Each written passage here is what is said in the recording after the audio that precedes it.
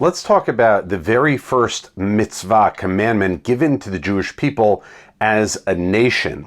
This appears in the book of Exodus, chapter 12, verse 2, when it says in the Hebrew, HaChodesh hazeh lachem Rosh Chodeshim.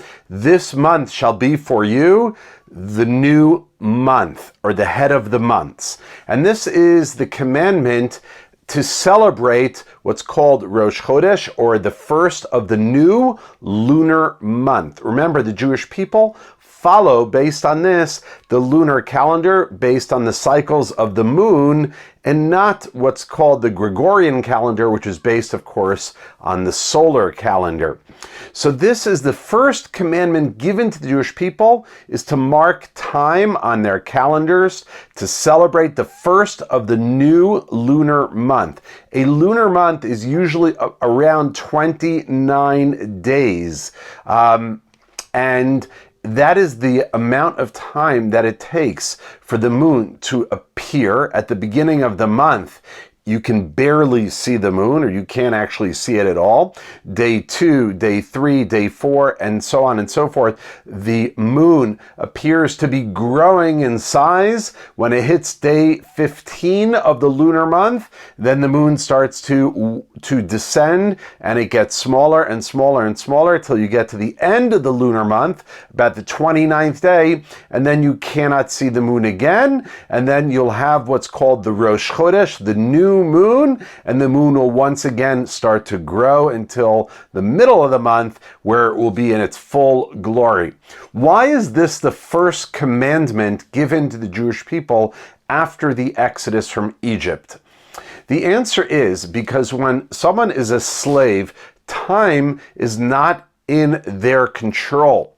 And so the very first mitzvah that God gives the Jewish people is the mitzvah of marking time. And that's what essentially Rosh Chodesh, the lunar month, is, where God says, I am in control of time, not a human master over a slave. And God hands back to the Jewish people their time, and of course, that time is filled in their relationship with God.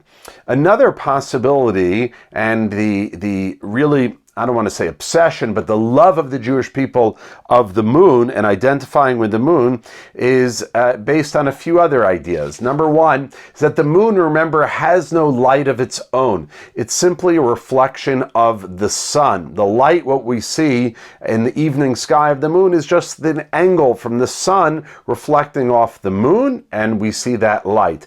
It's a great reminder that in truth, God is behind everything. All of the light in this world, which of course, remember, the first words God says in the creation is, let there be light. All of the light in the world, everything, the source of everything, is not in and of itself, but it's what God provides. And that's the idea of the light of the moon. It indicates to us that nothing stands on its own, but it comes from another source. And that source, of course, would be God providing. The second idea is that, as I explained, that the moon is constantly going through the cycles.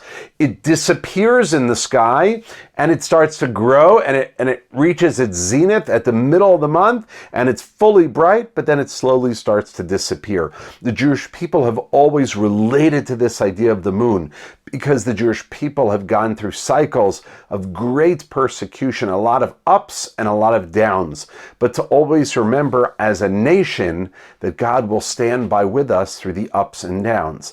On a personal level, a person needs to relate to the moon in that same sense, that life is not a constant. You're not constantly going up. You have ups in your life and you have downs in your life. It's kind of like a roller coaster. And you always have to remember, when you're down, right, there will be an opportunity for you to pick yourself up, dust yourself off, and rise again, just like the moon. And this is so significant that the book of Isaiah, in the very last chapter, at the end of the book of Isaiah, says in verse 23, I'll just read the English, it shall be that at every new moon and on every Sabbath, all mankind will come to prostrate themselves before me, says God. So it's incredible. The Sabbath and this idea of the new moon are put into one verse. That shows you the incredible significance of the new moon.